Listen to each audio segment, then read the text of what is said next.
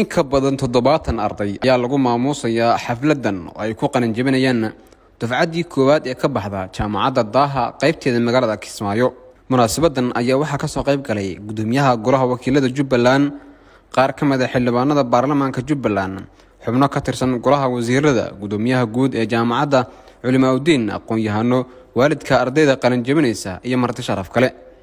intii xafladdu socotay ayaa waxay ardaydu soo bandhigeen gabayo ka turjumaya muhiimadda ay waxbarashadu leedahay. dhammaan ardayda qalin jabinaysa ayaa wajiyadooda laga dareemayay farxad ka turjumaysa maalintan quruxda badan ay gaareen. agaasimaha tacliinta sare ee wasaaradda waxbarashada hidaha iyo tacliinta sare ee Jubbaland, Maxamed Dayib Maxamed, oo goobta ka hadlay ayaa ugu hambaliyay ardayda qalin jabinaysa maalintooda.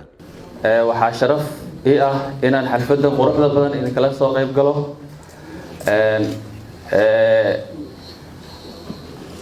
xalfadda qalin jabinta maanta dufcadii koowaad ee jaamacadda Daaha, kuwaasoo safarkooda soo bilaabay sanadkii 2008. waan idin hambalyeynaya marka koowaad si guud jaamacadda Daaha, si gaarna dufcadda koowaad ee maanta qalin jabinayso. madaxa boorka jaamacadda faraca Kismaayo, Sheekh Cali Nuur Sheekh Aadan, ayaa kula dardaarmay ardayda inay halka ka sii wadaan dadaalkooda waxbarasho. Allah idin barakeeyo ardaydan maanta aad u timideen ee sagootinaysaan. waxaan hubnaa 4 sano ka badan 5 sano ka badan bay fasalla kulkulul oo aan waliba intan dhannayn oo ay sii lahayn oo fadhigan lahayn bay wax ku soo baran hayeen oo hubnaa oo ognahay oo dhididka iska tirahayeen.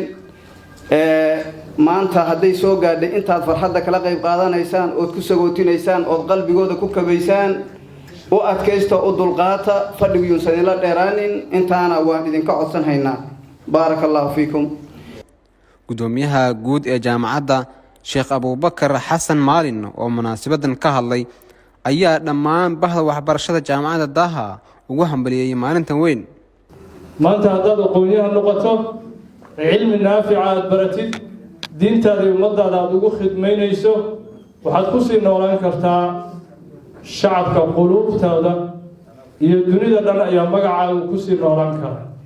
laakiin haddii mansab maanta lagu siiyo adduunyo, waxaa laga yaabaa 4 oday inay kuu codeeyaan oo mansabkaa lagaa dejiyo.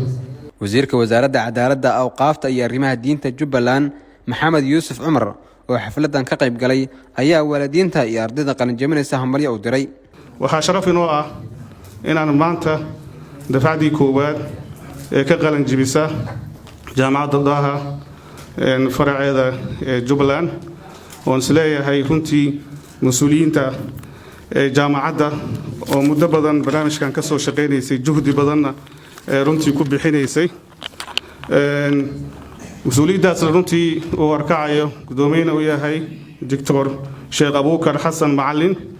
waxaan leeyahay aad u mahadsan tahay juhdigaagii mirahaagii ee runtii wala dhadhamiyey. ugu dambeyn waxaa munaasabadan soo xiray gudoomiyaha golaha wakiilada Jubbaland, Cabdi Maxamed Cabdiraxmaan, waxa uuna dhiirigeliyay ardayda maanta qalin jabinaysa iyo inay dadaalkooda halka ka sii wadaan. waxaa kaloo rabaa inaan iyagana aan dhaho ardayda sharafta badan ee 4 sano soo fadhiday fasalka oo maanta qalin jabinayaan, iyagana inaan dhaho hambalyo. waa idin hambalyeynaya. waxaa kaloo rabaa inaan kula dardaarmo cilmiga mana laga weynaado, waa loo weynaadaa, dhammaadna ma leh. min almahdi ila luxud yaa lagu sheegaa. markaad dhalato oo dariiqta saaran tahay ilaa aad ka dhimatid, cilmigu ma dhammaado. waa mar walba xilligaad baran lahayd waa taaganta. Maxamed Jawhar, Jubbaland TV, Kismaayo.